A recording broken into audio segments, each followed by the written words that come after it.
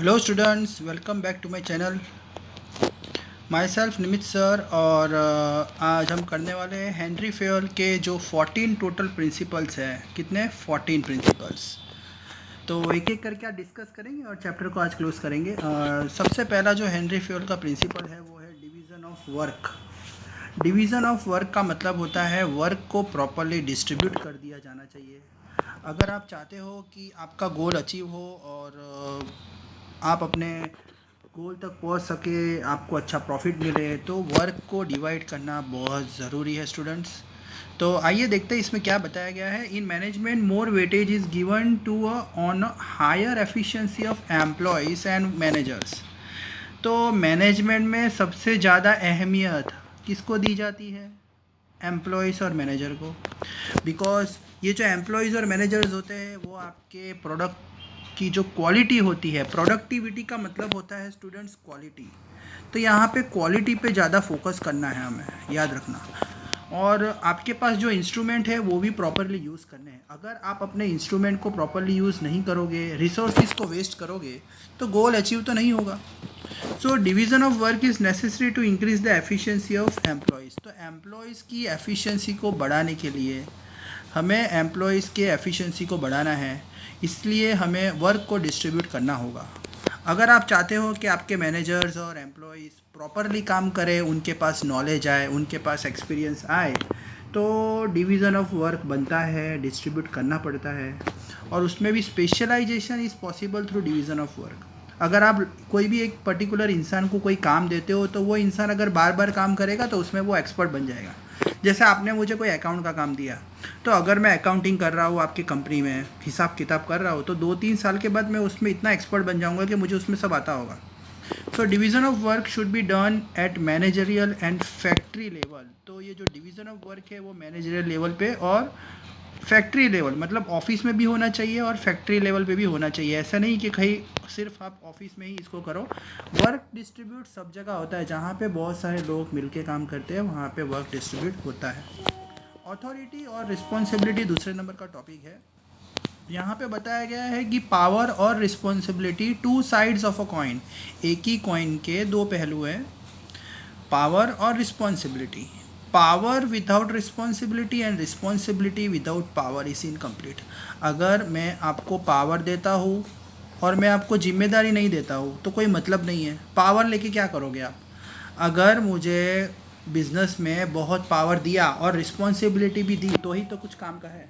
जैसे आपको स्कूल में अगर मॉनिटर बनना है तो मॉनिटर के साथ साथ आपके पास पावर के साथ साथ साथ रिस्पॉन्सिबिलिटी भी होती है कि क्लास में साइलेंस होना चाहिए, क्लास कंट्रोल होना चाहिए। कंपनी में मैनेजर के पास पावर होता है तो उसके पास रिस्पॉन्सिबिलिटी भी होती है। सिर्फ पावर का मतलब नहीं होता है, रिस्पॉन्सिबिलिटी, जिम्मेदारी भी होनी चाहिए कि भाई गोल अचीव करवाना है। when a person is assigned responsibility for job, at the same time power is assigned। अगर आपको रिस्पॉन्सिबिलिटी दी जाती है, अगर आपके पास कोई जिम्मेदारी दी जाती है तो आपको साथ साथ में पावर दिया जाता है, क्योंकि बॉस को भी पता होता है कि अगर मैं ये बंदे को जिम्मेदारी दे रहा हूँ, अगर मैं इसको बोल रहा हूँ कि देखो 100 वर्कर को कंट्रोल करना है, तो 100 वर्कर को कंट्रोल करने के लिए मुझे पावर देना पड़ेगा कि मैं उनको काम से निकाल सकूँ, मैं उनकी सैलरी डिडक्ट कर सकूँ, मैं उनका प्रमोशन कर सकूँ, तभी जाके वर्कर मेरी बात मानेंगे। तो पावर बनना होना चाहिए। And while assigning the power, different parameters like post of employees, knowledge, qualifications, experience and art of leadership and maturity. देखिए, अगर जब आपको पावर दिया जाता है तो बहुत सारी चीज़ें कंसीडर की जाती है कि आपकी पोस्ट क्या है। भाई आप पढ़े लिखे हो, आपके पास नॉलेज है, आपके पास एक्सपीरियंस है, आपके पास क्या लीडरशिप की क्वालिटी है, क्या आप अपने वर्कर से काम करा सकते हो, आपके पास आर्ट है, आप मैच्योर हो, मतलब आपको दुनिया की सोच समझ है, तभी जाके आपका गोल अचीव होगा स्टूडेंट्स। तो पावर और रिस्पॉन्सिबिलिटी दोनों साथ में ही दी जाती है। डिसिप्लिन, यहाँ पे अब डिसिप्लिन के बारे में पढ़ेंगे। डिसिप्लिन का मतलब होता है कि स्ट्रिक्ट रूल्स एंड रेगुलेशंस बनाए जाते हैं कंपनी के अंदर, जिससे वर्कर अच्छे से काम कर सके। जैसे optimum use of equipments and consistencies are very much necessary. देखिए, एक बात तो याद रखना है कि ऑप्टिमम का मतलब मैंने आपको पहले भी फर्स्ट चैप्टर में बता चुका हूँ, मैक्सिमम यूटिलाइजेशन, मैक्सिमम। अब आप अपनी टेक्नोलॉजी का प्रॉपरली यूज़ कब करोगे और कंसिस्टेंटली मतलब प्रॉपरली काम कब करोगे? जब कंपनी के अंदर डिसिप्लिन होगा, डिसिप्लिन होता है ना, उससे जो एनवायरनमेंट है ना एकदम शांति वाला, पीस रहता है, एकदम शांति रहती है, कोई लड़ाई झगड़ा नहीं होता। क्योंकि वर्कर्स को पता है कि अगर हम लोगों ने कुछ भी रूल्स के ख़िलाफ़ किया तो हमारी तो यहाँ से छुट्टी हो जाएगी। तो जो कंपनी में rules and code of conduct, मतलब जो नियम बनाए जाते हैं, जैसे गवर्नमेंट भी कंट्री को चलाने के लिए रूल्स बनाती है, वैसे कंपनी को और ऑफिस को चलाने के लिए भी रूल्स बनाए जाते हैं। When employees are more than control become easy through discipline. अब आपकी कंपनी में 100-200 लोग काम कर रहे हैं और उनको कंट्रोल करना है, तो आप फ्रेंडली रिलेशन रखोगे तो मतलब नहीं है। कंपनी के अंदर आपको स्ट्रिक्ट रूल्स बनाने पड़ेंगे, ऐसे नियम बनाने पड़ेंगे कि सब मिल बांट के काम करें और एम्प्लॉयज़ का इंटरेस्ट भी बढ़ेगा। देखिए, अगर कंपनी का एटमॉस्फेयर अच्छा होता है तो वर्कर्स को भी काम करने में बहुत अच्छा फीलिंग आता है। मैनेजर्स भी प्रॉपरली काम कर सकते हैं, मैनेजर्स भी अपने वर्कर्स को हैंडल कर सकते हैं। फिर सुपरवाइज़र हो या फिर आप देखो तो कोई भी हो, कॉन्ट्रैक्टर्स हो, या सब मिल बांट के काम कर सकते हैं, बिकॉज कंपनी के अंदर डिसिप्लिन है। Unity of command, employee can not follow orders for more than one superior, hence this principle shows that employees should get the order from only one superior। देखिए, यूनिटी ऑफ कमांड का मतलब होता है यहाँ पे order है ना एक ही बॉस से मिलना चाहिए। अब आपके कंपनी में 3 बॉस है, तीनों बॉस आपको अलग अलग ऑर्डर दे रहे हैं तो आपको कंफ्यूज हो जाओगे।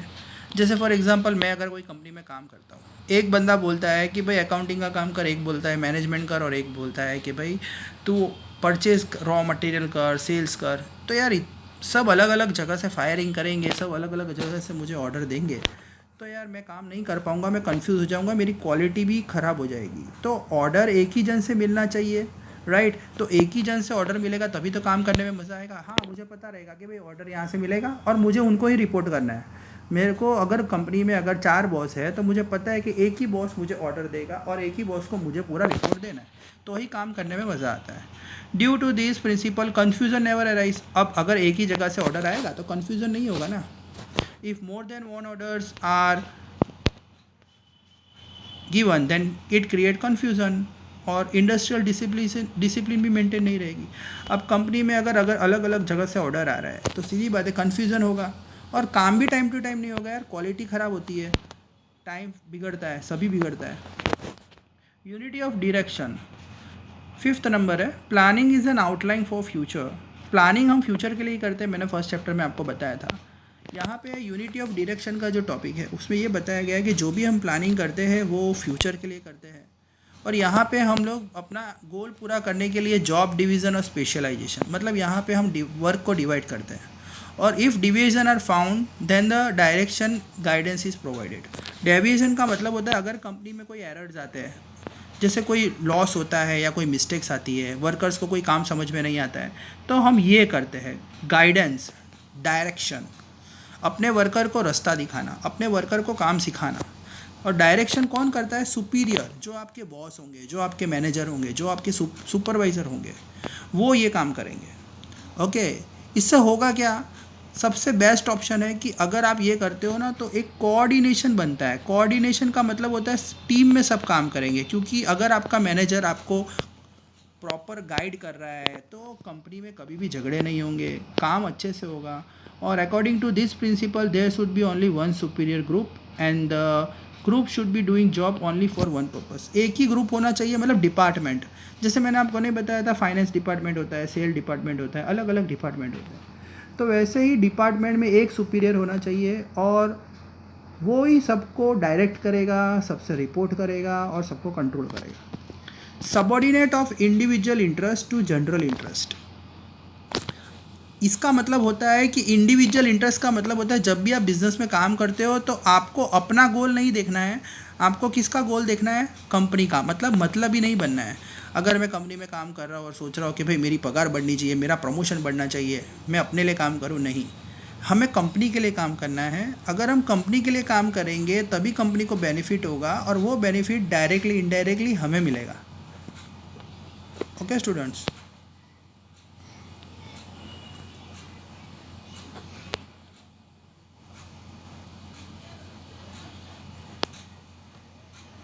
so management is a collective activity, hence there should be coordination between the person and department।